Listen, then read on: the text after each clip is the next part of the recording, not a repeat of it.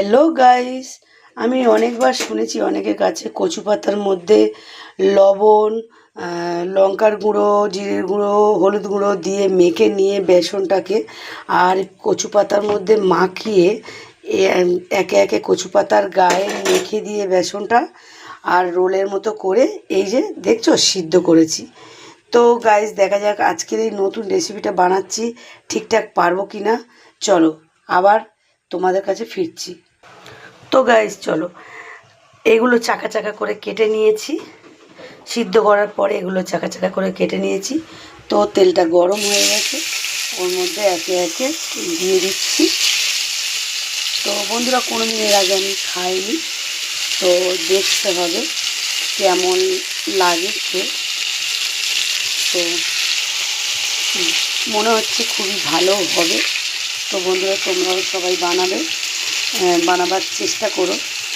তো আবারও আমি বলে দিচ্ছি, কচি কচি কচু পাতা তুলে এনে ভালো করে জল দিয়ে পরিষ্কার করে ধুয়ে নেবে। ধুয়ে নেবার পরে বেসন নেবে 100 গ্রাম, তার মধ্যে দেবে লবণের গুঁড়ো, এই হলুদ দেবে, হলুদ গুঁড়ো আর লবণ দেবে আর লঙ্কার গুঁড়ো দেবে, আর তার মধ্যে একটু মিষ্টি দেবে। দিয়ে একটু বেসনটা ভালো করে ফাটিয়ে নেবে।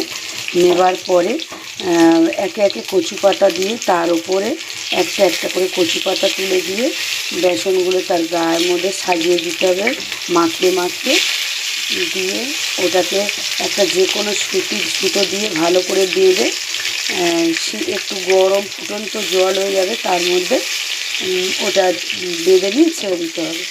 তারপরে 5 মিনিট পরে সিদ্ধ হয়ে গেলে ওটাকে তুলে নিতে হবে। তুলে নিয়ে এভাবে চাকা চাকা করে কেটে ফেলতে হবে। তো চাকা চাকা করে কেটে ফেলার পরে এইগুলোকে এমনি করে ভেজে ফেলতে হবে। তো ভেজে ফেলে খেয়ে দেখতে হবে কেমন টেস্ট আছে। আমার তো মনে হয় খুব ভালো টেস্ট আছে, দেখি কেমন হয়, তারপর তোমাদেরকে আমি জানাচ্ছি। তো বন্ধুরা, এগুলো ভাজা হয়ে গেছে, এবার একে একে আমি তুলে ফেলবো। তুলে ফেলে টেস্ট করে আমি তোমাদেরকে বলবো কেমন হয়েছে। তো এগুলো হয়ে গেছে অলরেডি, আমি ভাজাটা তুলে রাখছি। কেমন হয়েছে খেতে তো তোমাদেরকে জানাবো। তো এমনিতে আমার বাড়িতে হাবিজাবি রান্না আমি খুব একটা করি না, যেমন তেমন করে কেউ পছন্দ করে না। আমার হাজব্যান্ড তো এগুলো খেতেই চায় না, আর ও হালকা রান্না পছন্দ করে। আমার হাজব্যান্ড এগুলো খায় না, আর আমার বড় ছেলেও এটা ওটা খায় না।